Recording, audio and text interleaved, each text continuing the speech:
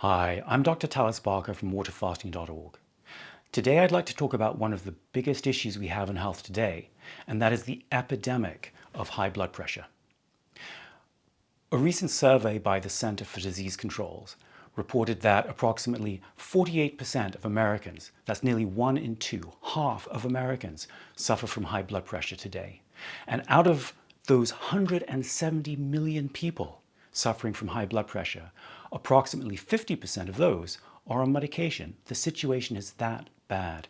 We're talking about 80 to 90 million people taking medication every single day.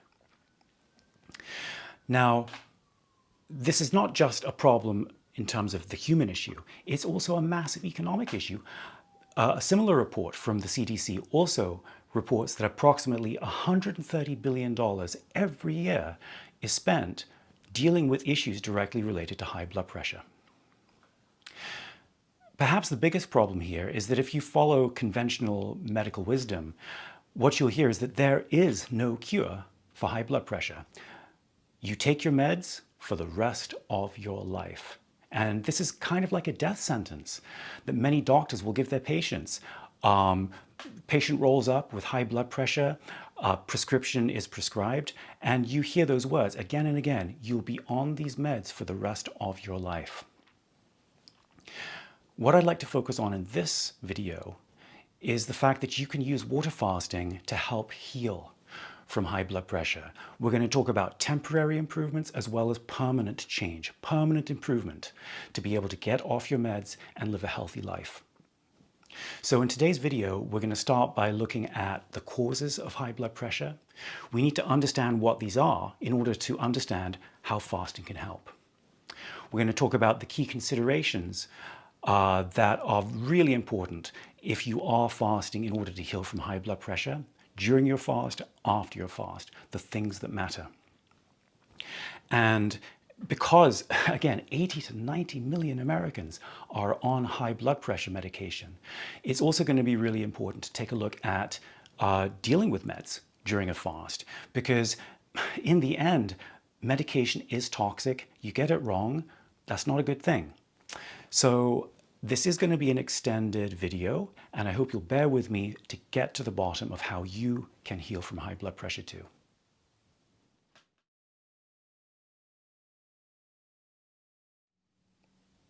Before we actually cover the causes of high blood pressure, it's really important to understand what blood pressure is and therefore what high blood pressure is.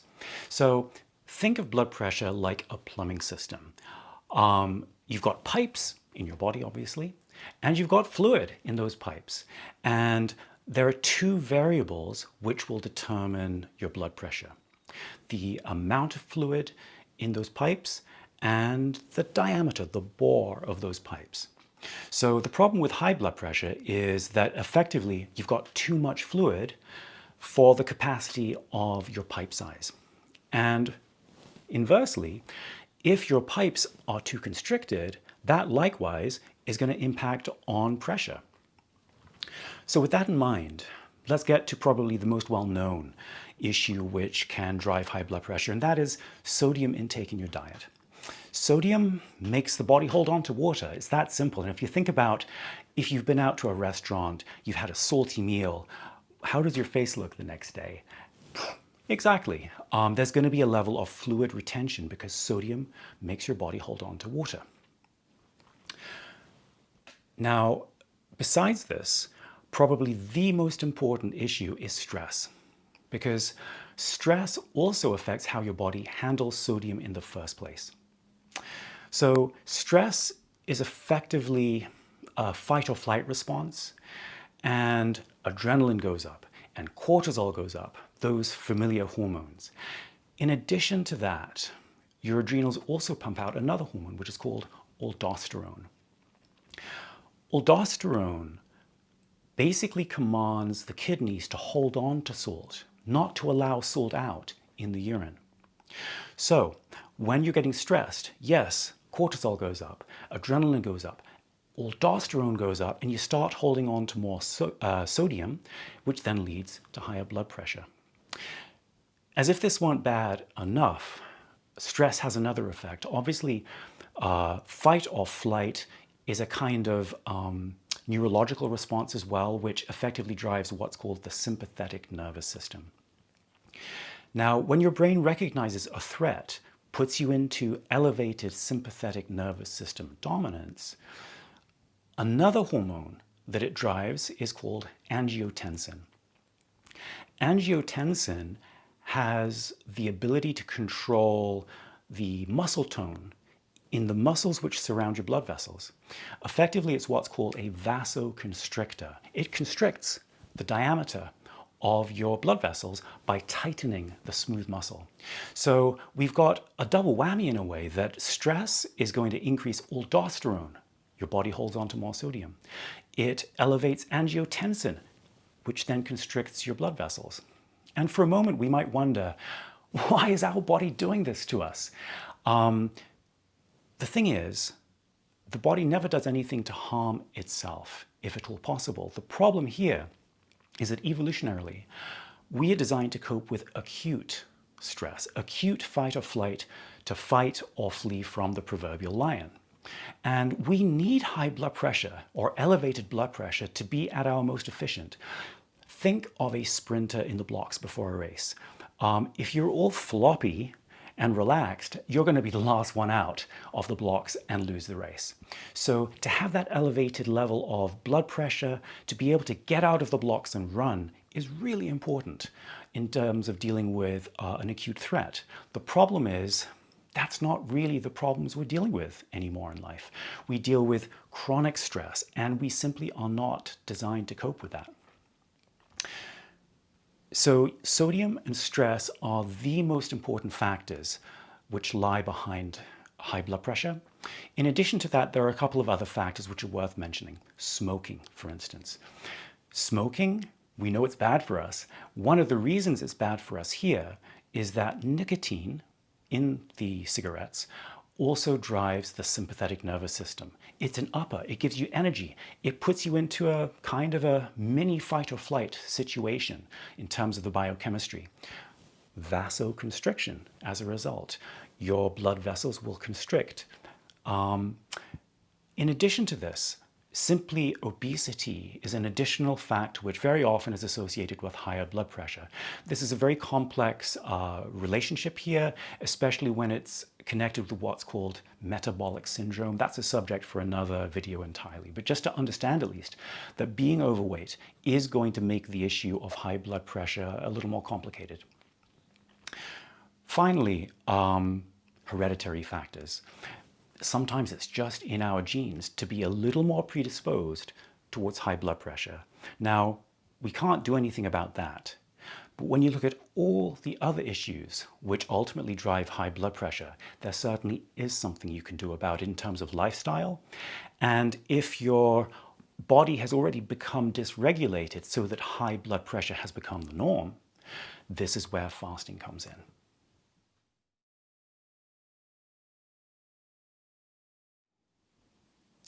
In understanding how fasting helps lower blood pressure, we're going to refer back to those two main variables, fluid content and the diameter of your plumbing pipes in the blood vessels.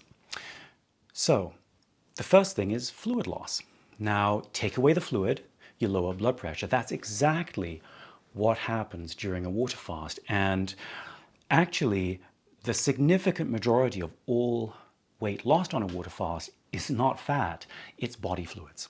So let's say you do a 7-day water fast. Maybe you lose 7, 10 pounds, it's kind of variable. The actual amount of fat that you're going to lose is somewhere in the region of maybe 2 pounds maximum. The rest is fluid loss. So very, very clearly, you're going to experience a decrease in blood pressure because your fluid content is being reduced through the fast. In addition to this, fasting will also have a profound impact on your whole hormonal calibration. And this does include a restructuring, effectively, of how your adrenals work. So not only is it going to be a question of lowering cortisol, it's also going to lower aldosterone. So your body's going to be less predisposed in the first place to hold on to that sodium because your whole underlying makeup is going to be out of fight or flight and much more into a so-called rest and digest, or in the case of fasting, a rest and healing mode. Now, along with that hormonal recalibration, there's also going to be a neurological recalibration. And the two go hand in hand in a way. But in neurological terms, what happens during a fast is that the sympathetic nervous system, which drives fight or flight, is going to be calmed. It's going to be counterbalanced by an upregulation of your so-called parasympathetic nervous system. It's very, very simple. There's a direct relationship between blood glucose and your two basic types of nervous system, sympathetic and parasympathetic nervous system. Once blood glucose has gone down enough, your parasympathetic nervous system just starts kicking into action a lot more effectively. So you can see, in doing so, bringing down your sympathetic nervous system dominance means that the whole issue of the angiotensin that we talked about in the last section, which constricts blood vessels, is going to be likewise calmed. There will be less angiotensin as a result, a little bit more relaxation in your blood vessels, and that will also bring down your blood pressure.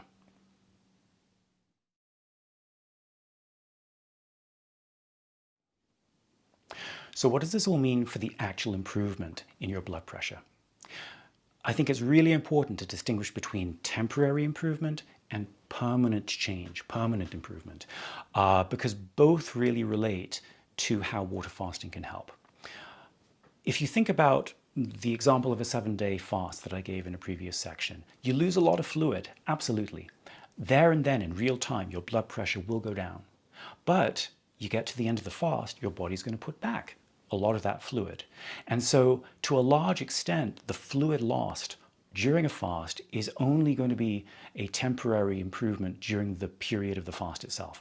In order to experience permanent change, you've got to go long enough to start significantly impacting on the way your body processes hormones and the way that interacts with your brain and the whole neurological setup of sympathetic versus parasympathetic nervous systems.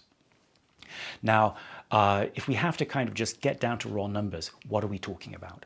Well, yeah, I would say a 7-day fast is all about temporary change, a temporary relief of your high blood pressure. In order to go deep enough where those hormonal and neurological changes have started to take place, it's very difficult to give a precise number. That is largely driven by the number of factors leading to someone's high blood pressure. It's influenced by fasting experience. There are a lot of very, very individual elements involved here. What I would say is that typically from 14 days onwards, you start to see longer term change. Typically, when we're talking about a real total recalibration of the adrenals, 21 days is kind of like a magic number. It really does work wonders. In terms of, let's say, someone who has very severe neurological issues, very often you have to be looking a little longer than that. But as it relates to long-term, if not permanent improvement with blood pressure, yeah, you'll start to see those changes taking place with approximately 14-day fasts and longer. The more fasting you do, the more effective subsequent fast will be. And that also means that you can start actually seeing improvements even with fasts which are shorter than 14 days. The main thing, though, is just get in there and do some fasting.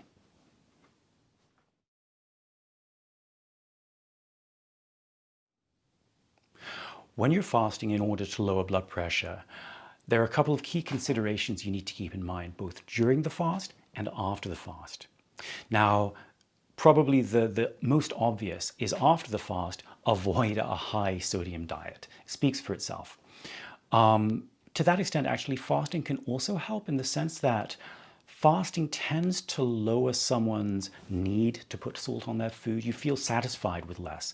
I know that's certainly the case for me. When I first started fasting, my sodium intake was probably pretty average, but over the years, I've just noticed that I don't really need it. And right now, I am perfectly happy not to live with any salt on my food, actually. So if you have felt just you need the salt, fasting will help that out. Now, if salt is one of the big issues in high blood pressure in general, stress is the other. And that is absolutely applicable to how you conduct your fasting protocol. Now, if you're stressed during your fast, that defeats the whole purpose. And here, stress needs to be applied in the broadest sense of the word. Physical stress. Even if you've got all the energy to go out there for a 10-mile walk and feel great about it, don't do it. Because as much as generally I would suggest if someone has the energy, enjoy a bit of fresh air. Walking, physical activity is going to push your sympathetic nervous system up a little bit and bring your parasympathetic nervous system a little bit down, further into the background. Stress also applies to mental issues here. So I have many clients who will say, oh, my job is just in front of the computer. I'm not really stressed, it's easy. But even if you're not physically stressed with a lot of movement, even if you're not emotionally stressed with work in front of a computer, with an easy job, the simple fact that you're in a focused state of mind, which effectively means you're in a beta brainwave state, if you want to get technical. Being in a focused beta brainwave state is not going to help in terms of really allowing your sympathetic nervous system to calm down. So really, that's very, very important to keep in consideration during the fast, and obviously after the fast. You can bring your blood pressure back into a beautiful state. But if you're going back to a lifestyle which is high stress, it's going to defeat the whole purpose. And what would have been permanent change is very unlikely to remain that way. Okay, a final consideration when you're fasting to lower blood pressure is absolutely, how do you deal with meds? Because again, we're talking 80 to 90 million Americans are on high blood pressure meds today. And how you deal with those meds during the fast will potentially make or break the success of that fast. And potentially, if you get it wrong, lead to pretty severe side effects and consequences. So that's what we're going to focus on in the next section.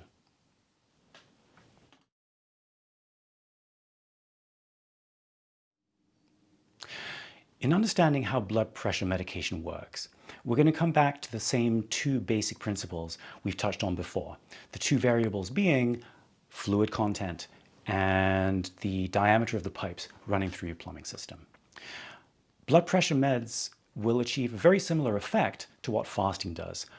The primary difference, of course, being that in one, your body is doing it, you have the possibility to heal permanently. In the other, drugs do have side effects, and there's no possibility for a long-term healing. Touching on fluid content first, there is a whole class of drugs which will achieve that end. Diuretics. Diuretics help your body just flush fluid, lowering fluid content and thereby lowering blood pressure. The other main way that most blood pressure medications work is by directly interfering with the way your body uses angiotensin, that hormone which constricts your blood vessels. One method is to use beta blockers. Now, you've probably heard of beta blockers as being a medication which helps to deal with anxiety. What is anxiety? It is a sympathetic nervous system dominance. Bring that down, and you calm high blood pressure too. In doing so, of course, you lower your production of angiotensin. Another method of doing so, another so-called mode of action, is to use what are known as angiotensin II receptor blockers. This class of drug deals with blocking the receptors on the smooth muscle cells surrounding your blood vessels. And by blocking those cell receptors, the angiotensin can't get in there to constrict those blood vessels. Another class of drug which will lower angiotensin right from the start is to use ACE inhibitors. ACE inhibitors simply lower production of angiotensin in the first place. There's also another category of drug known as a calcium channel blocker. This works entirely differently. It's to do with so-called calcium channels in the heart, which also through high blood pressure get constricted. Your heart's got to pump really hard, and taking these types of medication will allow the heart to relax a little bit, thereby lowering blood pressure. Now, when you're fasting and you're on meds, you really need a highly individualized protocol to deal with the situation. You cannot simply drop them all. That would be really, really unwise. On the other hand, if you just keep taking them at full dosage, that sort of defeats the whole purpose. You need to find a middle ground, and in helping to find that middle ground, please talk to your doctor. Really important. And also please talk to a water fasting expert like myself, somebody who understands how medication and water fasting can work together. So as much as I can't get into specifics right now here in this public video, do know that there is a way forward, managing your meds, but it needs to be done professionally. And when you get it right, this is the route to coming off your meds. What I see with most of my clients is that they start their fast at full dosage. And when they finish their fast, it has reached the point where they simply don't need their meds anymore. Assuming, of course, that they have done a fast which is long enough to achieve a full healing. I hope this video has given you hope for lowering your blood pressure. Fasting really, it's almost miraculous the way that you can see people come in highly medicated and leave free. It really is a wonderful thing to see. If there are any issues which I've not covered related to high blood pressure and fasting, feel free to leave a comment. If you enjoyed the video, please like or even better subscribe. Thanks for watching.